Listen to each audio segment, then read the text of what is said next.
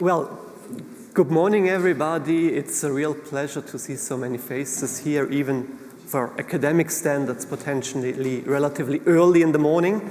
So it's a true pleasure for me to be here, and it's a true pleasure for me to head this session in the morning. My name is David Stadelmann. I'm from the University of Bayreuth in Germany. And what we are going to do this morning until 12 o'clock, with a short break, of course, is that not me, but the students from the Academia Engelberg Summer School are going to present you the results of their education or what they have done during the summer school. So they are all young scientists from, well, we can really say from around the world, for example, from Romania, some people from Greece, Germany, Sweden, and Kenya, from different disciplines too. So not only from economics, not at all actually, from law, engineering, economics, education, etc. So yesterday we heard something about plurality, and some people may have thought, oh, that's just empty words, but I think we have had really some plurality here regarding what students did, where they came from, etc. And I suppose also that what they will achieve is that they will convince you that they are also quite pluralistic regarding different ideas that they are going to present. So how did the summer school work? Very quickly. So it was a week of introduction to economics plus some preparation already for the conference here. And I think we've got very committed students, very interested students, and what they did is they prepared 4 different topics for potential policy reforms in order to improve our economic systems, or as I like to portray it, in order to improve the world. We know that's quite difficult usually, but at least we need some potential new ideas which should be also thought-provoking and challenging. And as we know from science in general, most hypotheses at the end turn out to be wrong, but at least it's very good if we can discuss them. So our task is to do good economics and to come up with new and thought-provoking ideas, but what we tried to do too, or what they tried to do, is to still be relatively concrete. And you will see it, and I think, and I hope you will be interested in that. So how does the session in the morning now work? What we will do is that the students, so 4 presentations, they will present each approximately 25 minutes, okay? So that we have ample time after each presentation for discussions, so 10 to 15 minutes at least. And then we may have a break at about 10 o'clock, and then we go on after 25 minutes, 30 minutes breaks with 2 other presentations. So I was just the teacher of the summer school, which means that all the blame, of course, goes on me, okay? And all the praise is only for the students. Thus, I would suggest let's start with the first presentation, with the first idea, and it's about, well, something new, how to improve the welfare system, not only in Switzerland. It's about freedom of innovation, presented by Oana Steopan from Romania. And this is a joint work together with Mario Malzacher and Philipp Wohland. Questions can then be addressed to Oana. Please, the floor is yours. Good morning, ladies and gentlemen. Well, why we chose innovation? Innovation is that one thing that keeps the world moving, in my opinion, because otherwise we would not be here. We wouldn't even have the possibility to get to Engelberg, especially not me from Romania. So innovation is what keeps us safe and helps us survive on this planet. So we thought that's definitely a nice thing to start researching a bit. And we thought, well, what do we actually need? We've heard yesterday that education is a really important thing. We all agree on that. But we're just taking it a bit further and say, well, not just education, but innovation. So the content of my presentation is the following. We will start by defining inequality as not just income inequality, because of that is something that we all think of when we first hear inequality. So there are diverse forms. Then we will show that perception matters. As we've heard yesterday in the presentations, people can be very subjective and they don't really see the objective picture of inequality, no matter what it looks like. And then we will show one reform that is actually very debated nowadays, radical but sadly unsustainable. And then we will come with our own idea, which we call innovation capital, and to that I will come in the end. And then I would like to open the floor for discussion. So we have racial inequality, we have political inequality, we have gender inequality, we have health inequality, civic inequality. So as you can see, there's just a couple of them. So is this inequality everywhere? Well, pretty much. We do not have a country in the world or not even a city in the world where we could say, okay, there is absolutely no inequality. So if there is inequality everywhere, do we recognize it? Well, to that I will come in a second. We actually don't. And if at some point we do recognize it, can we do something about it? So why do we not recognize it? Because we only focus on income inequality. Other aspects of inequality are relevant too, as Corneo Nehershow and Korak. For example, inequality on values, social inequality, legal inequality, and so on. And Gimpelson and Treisman showed that perceptions matter, and actually they matter a lot. They did just a simple test and told the participants, what do you think? What does income inequality in your country look like? So is it type A, where a small portion of people have a lot of money and a very large portion of people at the bottom, or is it one of the other four? The probability to choose the right one is like 1 to 5, so it's not a rocket science what they actually asked. But the results are surprising. We see that, for example, the respondents from Switzerland actually had the closest Gini coefficient in only 24% of the cases when it comes to post-tax transfer income. And if we look at pre-tax transfer income, that is actually absolutely ridiculous because it's just 6%. So people do not understand income inequality, they do not assess it right. The famous discussion, universal basic income. I think everyone knows what that is, but just shortly, it just says it pays individuals, so the household doesn't matter. It doesn't matter how many people are in a family. Everyone gets the same amount, except for adults and children, of course. And it is paid irrespective of income from other sources, which means it is not means tested. It doesn't matter if you get a scholarship. It doesn't matter if you get rent. Anything matters, except that you're alive, so you get it. And it is paid unconditionally, which means no matter what you do, if you work, if you don't work, if you go to school, if you don't go to school, you get this money. So the problem arises also in Switzerland. There's a big debate, and the universal basic income in Switzerland would look something like that, 2,500 francs per month for each adult, and 625 francs per month for each child under the age of 18. That would mean at least 208 billion francs per year, which is more than 35% of the GDP. So the theoretical wishes are, of course, very optimistic and very nice. Real freedom to pursue the realization of one's conception of a good life. So if you get this money, you don't have to stress yourself, so you can do what you want. Free individuals that may work in the profession they want. That is to be debated, but we will further see why. And of course, you can get all this money by scrapping anti-poverty programs, reduce bureaucracy, and so on. So why is this unsustainable? Well, many low-paid jobs would probably disappear or be transferred abroad, because if you work in a low-paid job, you have absolutely no reason to work for just a bit more money if you can stay at home and still get the universal basic income.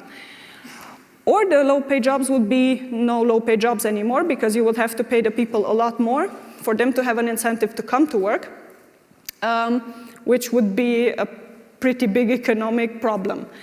Women could be forced back into household. Why I'm talking here about women? Well, because if we think rationally, the person with the lowest income in the household would probably stay more at home or work less to be more with the children, because we would rather have leisure time or exactly spend more time with our children. And in today's society, it is so that women actually usually get less than men. So it would weaken the incentive to work. People would rather stay at home, do some traveling, God knows what. It definitely has a negative impact on the economic competitiveness. As we said, it's either the low-paid jobs are not low-paid anymore, or people just stop working or work less.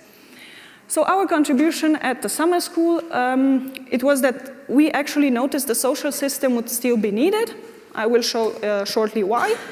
And the taxes would rise considerably.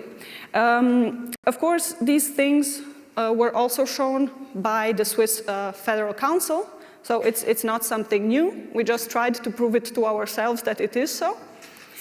Why is there still a need for the social system? Well, every income stream can be translated into a capital. So if I go to a bank and I say, well, you know, the state gives me 2,500 francs a month, so I'd rather have now a lot more money and will pay the debt in the coming years. Well, if we take this 500 francs and we look at the present value now, it would be 1 million francs. So, of course, who wouldn't want 1 million francs now? Well, the evident problems are, if you are able to cash out, so if you are able to go to the bank and tell them, I want this credit and you can take my universal basic income, the people would fall back on the welfare state.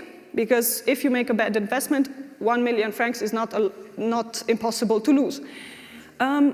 Potential solution to the problem, well, you restrict it, and you said you are not allowed to borrow against the universal basic income. But then it's not unconditional, because that was it says in the title, it is like an unconditional sum of money you get no matter what you do.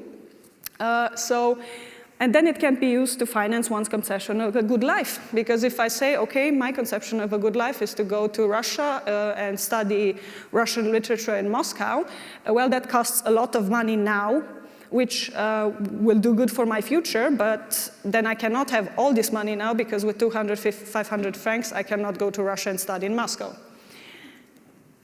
So then, the taxes, well, very, very, very high taxes. This was also shown by the Swiss Federal Council, and they said, okay, we start from the assumption that 1/4 of the universal basic income can be actually financed through restructuring and savings from the social system. So we went from the assumption of a parent getting around 700, 500 francs per year, child, working parent's taxable income would be 115,000 francs.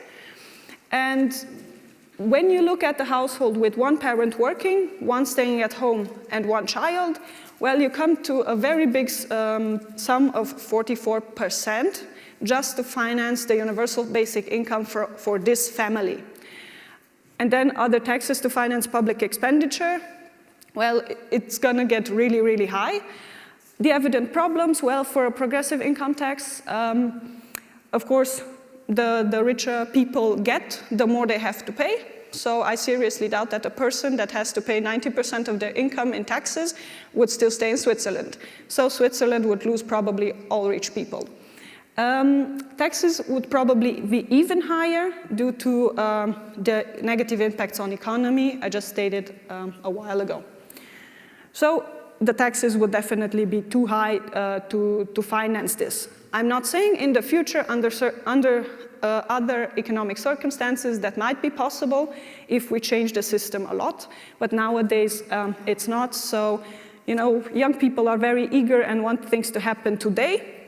So we thought, okay, what could we do today for the next generation? And why did we think of innovation? Well, because innovation changes the world.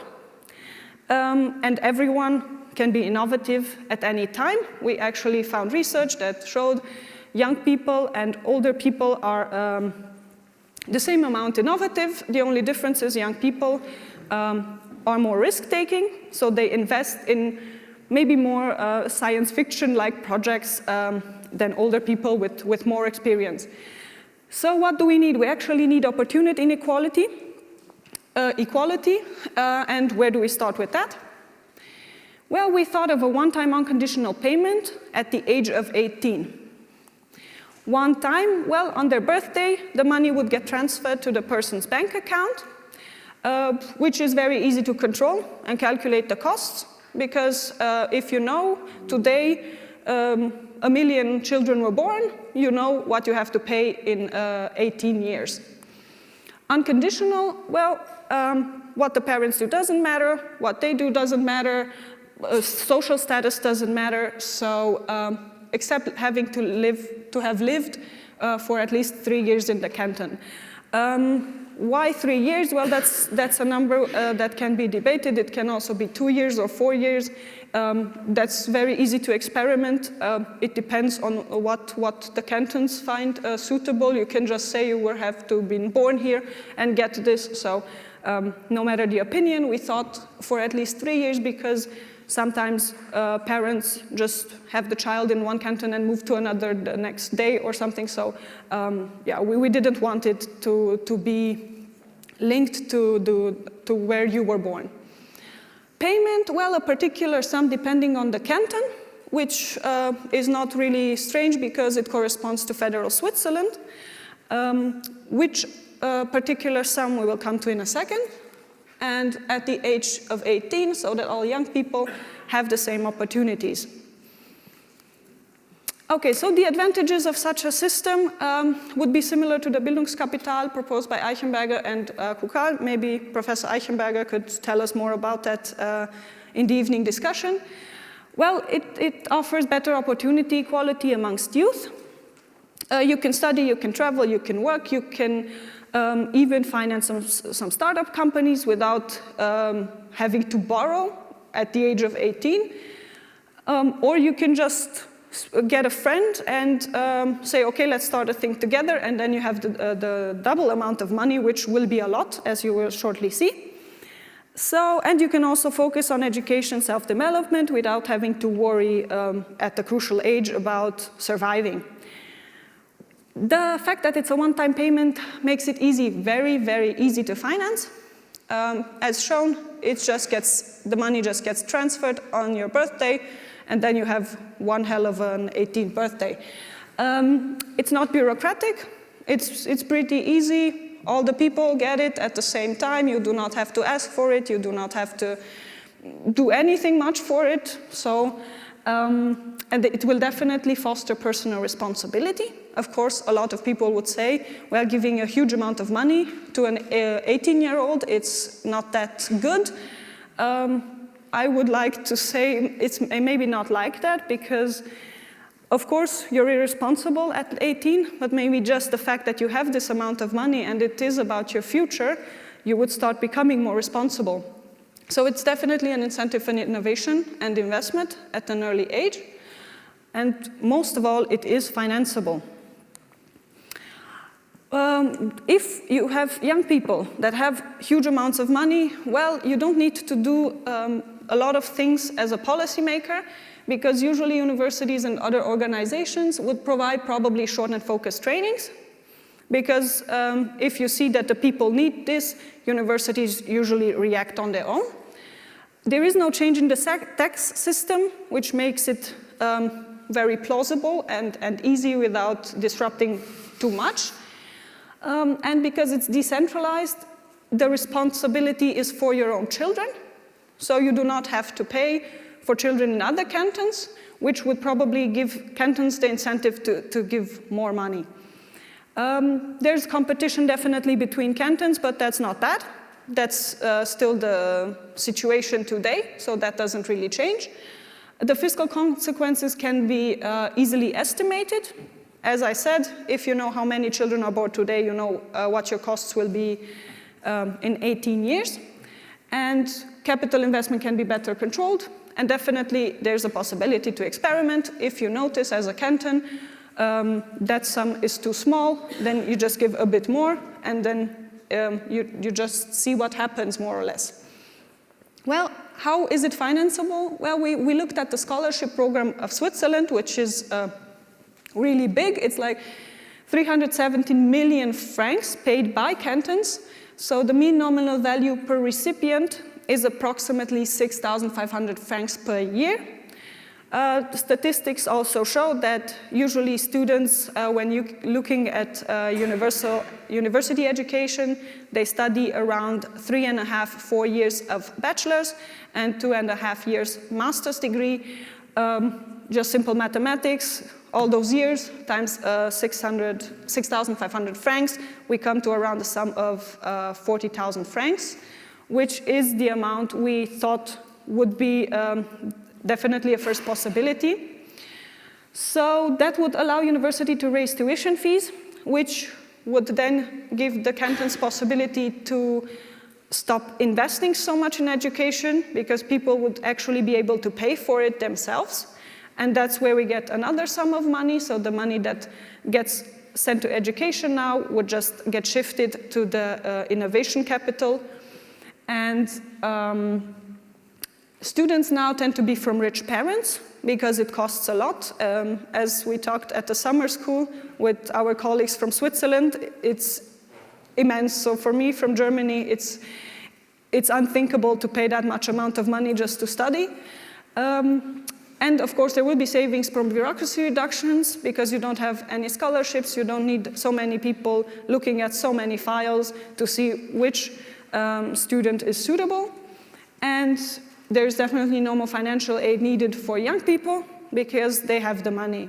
Of course, you still need a social system just in case one 18-year-old out of 100 does something really stupid and loses all his money. So is this idea for everyone? Well, pretty much, because we all want to start in life, which would enable us to make the best of our talents. Why I underlined talents? Because as we heard yesterday, some are just talented in music, some like to paint, others like to study.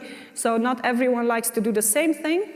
That's why I would say it's not education that is an investment, but not a cost. It's innovation that's an investment.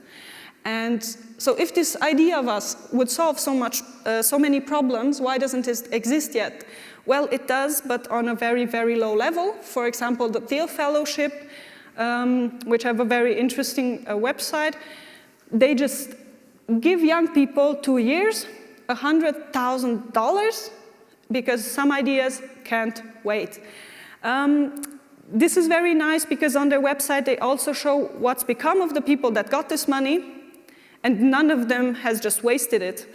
So young people, if given the opportunity, in our opinion, they would and could do great things with a big amount of money.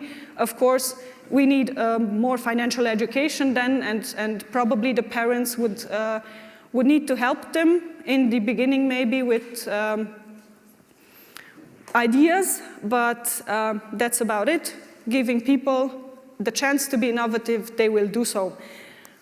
Thank you very much. For further questions, comments, or ideas, my email. Thank you very much, Joanna, for this, I think, thought-provoking and challenging proposals, which were relatively concrete already, I think, for the short time of preparation that you had. But I am sure that it will engender many questions and comments, critical remarks, etc. And we have time for questions now. So, yes, please. Thank you for this. Thank you for these ideas.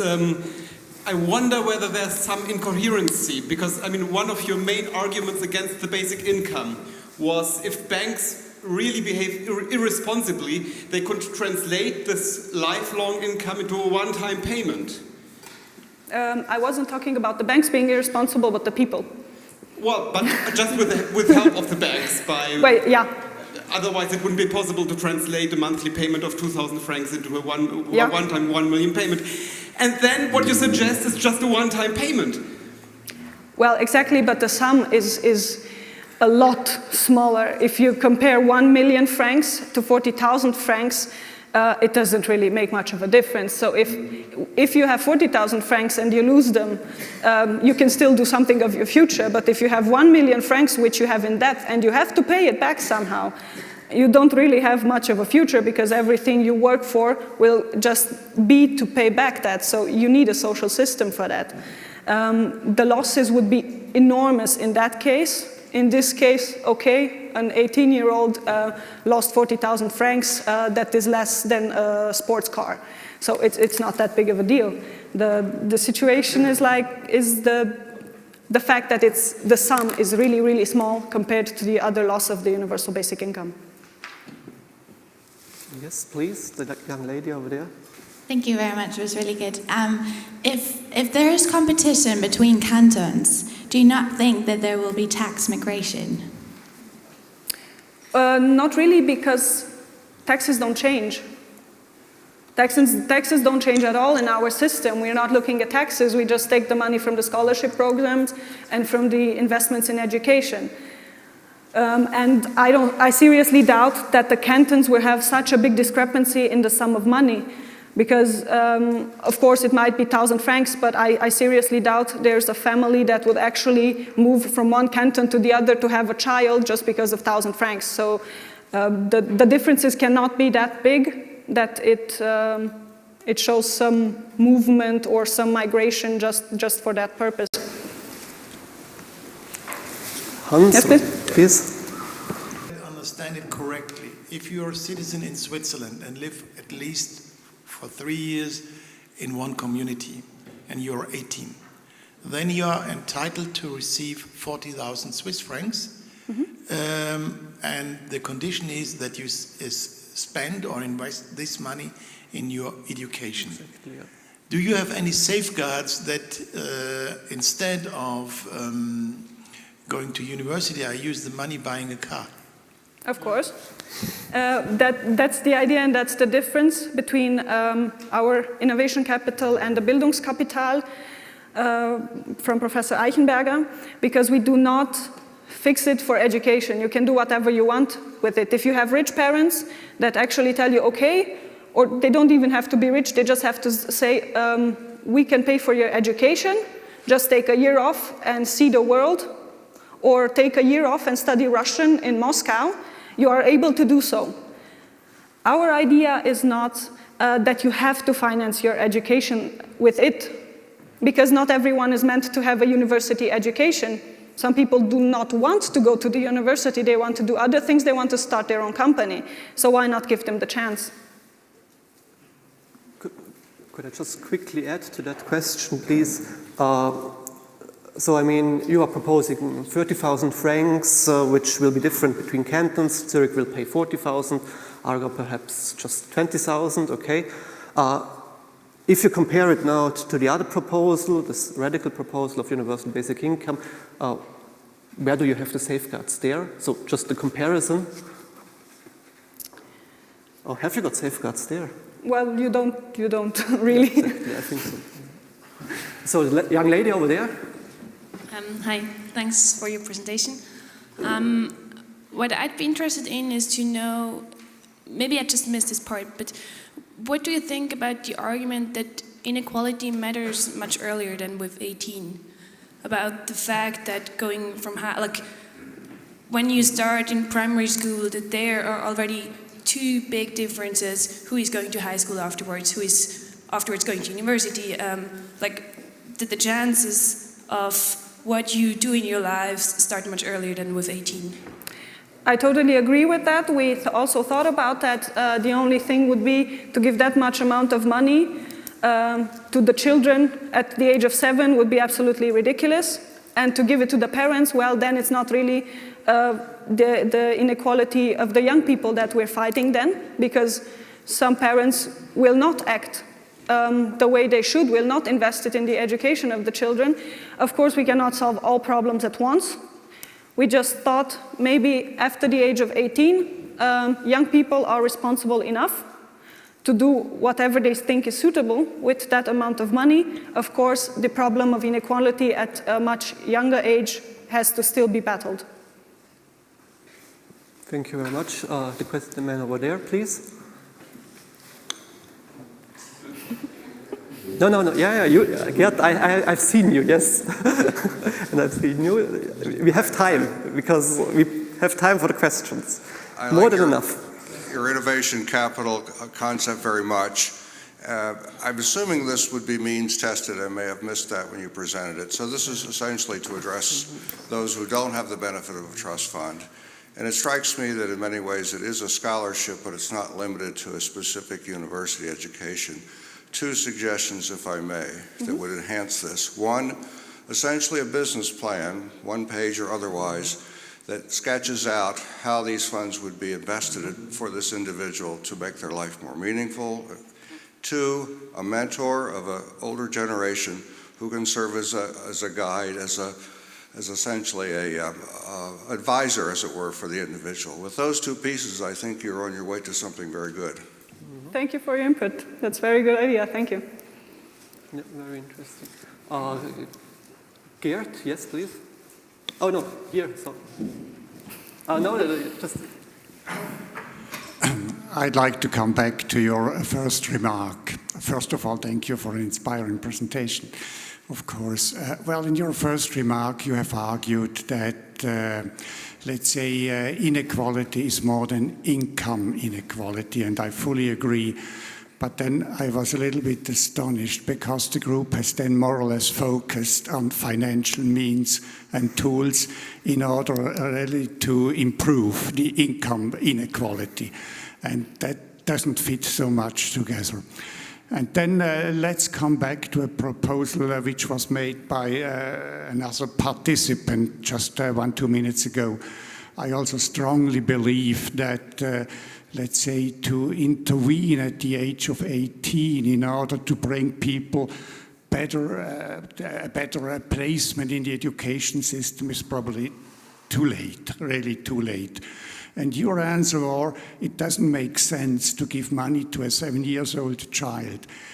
Here, once again, I think it's a kind of thinking in the traditional way of income distribution. I fully agree we should really spend in our society this amount of money, but then of course maybe not taking the money in order to support the children or the parents. We should better improve and use the money in order to improve educational systems, particularly for small children and for young parents. Thank you very much. I would just like to say, I think our proposition is more than just income inequality, because if you give it to all people, no matter the nationality, then, well, except that they have to have lived in Switzerland, well, then you have no inequality based on nationality. You do not have inequality based on gender. So it's just more than income inequality. It's all the social types of inequality that we still have today. Research shows us, of course, in India and other countries that parents invest less in girls than they do in boys. I have no statistical information about Switzerland, but even if in 1% of the cases that is the case in Switzerland too, then well, that's 1% of the girls that we have helped out of it. Could I have perhaps Vincent first, because you have a startup, and would you have liked the 30,000 at the age of 18? Over there.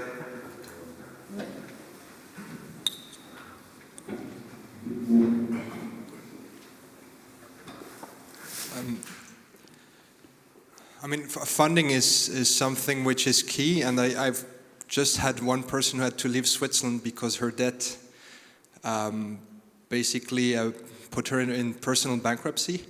So now she lives in a tattoo shop in Mexico. So that's a case where having capital, your own capital to invest into this kind of entrepreneurship would have been helpful. But the one thing there is plenty of funding available for people who go and get it, right? So there's the scholarships, there's venture capitalists, there's business angels, there's all these people. And what I'm a little bit lacking is the meritocratic kind of starting point in your argumentation, because for me, especially at 18, giving people the opportunity to have an education to get at 18 where their potential can lead them. This is another investment. But at 18, I would argue that there's a percentage of people who won't do anything with this money because they don't believe in themselves anymore. They've been already kind of lost in the educational system, and they're not going to do anything hugely innovative with that money. Then there's maybe the remaining 50%, half of which have families who have means to pay the education for them, right? And then you're left with 25% of the base population at 18, and quite frankly, they can get this money right now through scholarships and other means if they go look for it. So I would have loved to get this money because it's always nice to get money, but on the other hand, I did go out and look for money as well, and I got the money. So that's my kind of point of view. So if you have this 40,000 Swiss francs, which is not that much on 5 years of student budget, you know, what's the impact really? I'm not quite sure. Well, that's what we think would actually change in the education system, because children would have more financial upbringing in school already. At least I know in Germany, as a parent, you have to give your child, even if he's really small, a certain amount of money for him to start being responsible for his own thing. So she should start to know the value of money. And I think that could start at an early age. You can start really early and better explain what it is to invest something, what it is to put it in a bank for the next 10 years. So I think if you give, so it's not ridiculous to assume that young people would actually understand the possibilities of 40,000 francs. Even if it's 20,000 francs, it's 20,000 francs more than nothing. So if you put it in a bank, then in the next year you have more. And that's what I think young people are lacking today, the understanding of the financial system and how that works, and what you can actually do with a sum of money that's not that big but could be big in the future. You can put it as a deposit for your house at some point, and it's still a win-win situation, I would say. I think if you want a meritocratic system, then it's not the ideal solution that you have here, clearly. But of course, then universal basic income is definitely not the ideal solution either.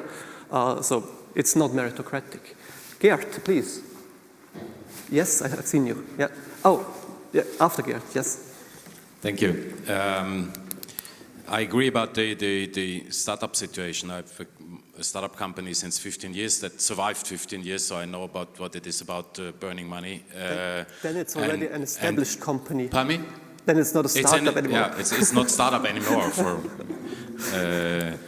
But I got a certain perspective on business angels with that. Now to the point. Thank you very much for this exciting idea. I still think that it is an absolutely exciting idea. I give you another perspective from the life in a university. So we are looking for talents. Which measures do we have for talents? What we do at the moment, we quantify talentship in all kinds of measures. Impact factors, age factors, numbers of papers, you name it. So we have a steep rising publication industry or machinery, with a certain growth angle. The problem of the university administration of my president, for example, is that very, very clear is that the growth rate of the talent and the curve of the growth rate of the talent has a complete different shape than what we see in the publication industry. So at the moment we have huge problems to identify talents. What we need is an exploration phase at early times where people can really find out what they are talented for. And as we pointed out yesterday, there are talents for mathematics, there are talents for music, but you have to find it out. And the weight that it's put on this in the age between 18 and 24 is my lifelong experience, that you undergo a huge mental transformation during this time in going to study and starting your PhD and finding out what you are doing. So the usual business to accept for a PhD always the guys and girls with the highest grades is stupid. A very good student in the actual system is not necessarily an excellent researcher or a PhD student. So you have to find out what you can do. And if you do this in an entrepreneurial spirit, with some money to play around and to find out, that would be an excellent possibility. And it would optimize the education system, because I do not care about the dropouts if they're early enough. I do care about the people that keep track within the system and end up in mediocrity. And that is the loss that we have at the universities. And this is our big problem. So that might be a contribution that helps to solve the problem. Thank you very much for your input. We have one final question, and then we need to move on. So I want to keep a bit in time. Jacques Dubochet, Lausanne. It was said, what I wanted to say was said to a large extent by Gerd Volkers. But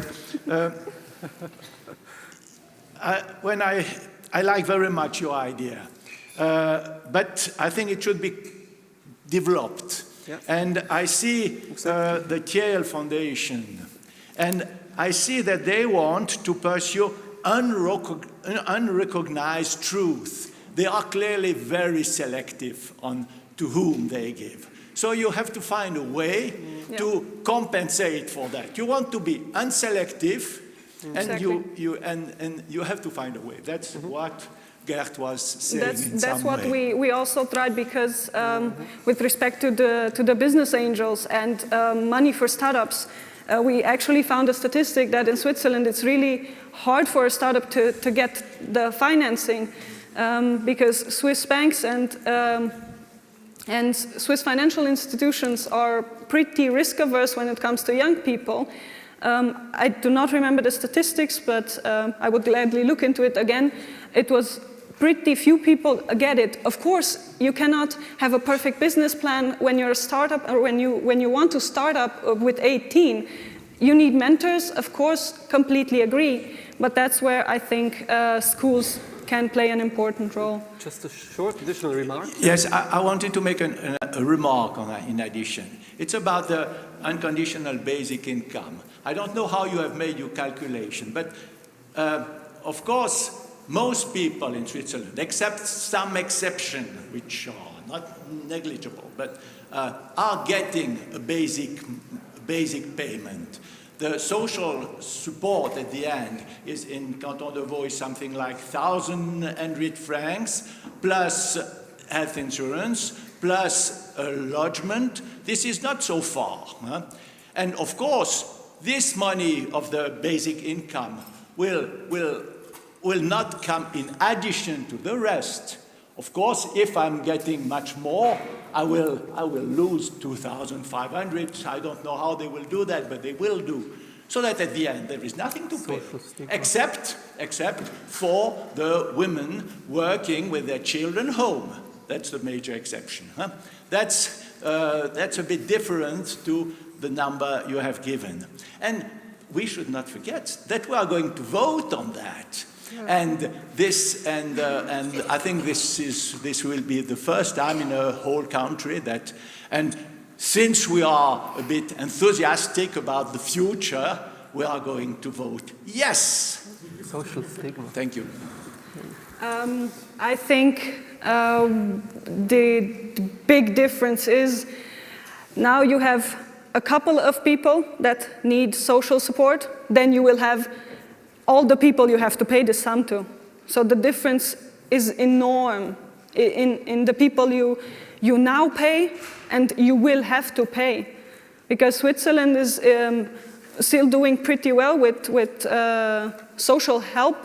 Of course, it's a big amount of money that goes there, but if you from tomorrow you have to pay all the people social help, then it's... Sorry, but I repeat, you are not going to give more money to me, for example.